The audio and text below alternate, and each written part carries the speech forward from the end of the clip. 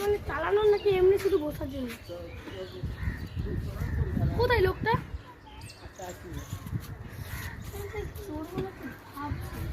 আবার উঠে বসেই করি এক্ষুনি বলবে বাবা নেমে পালাই পালাই বলবে এবারে যাচ্ছি পিছে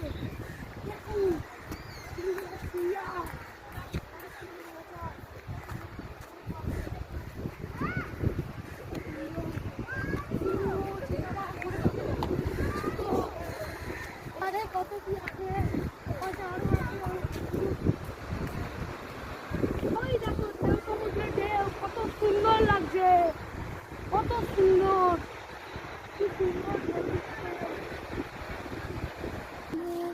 অনেকদিন পরে দীঘা এলাম। আমার ছেলে আমার আশা পূরণ করেছে। আমি ছেলেকেও তো গিফট দিলাম, তাই আমরা দীঘা চলে এলাম সবাই মিলে, একটা ফ্যামিলি ট্যুর করলাম।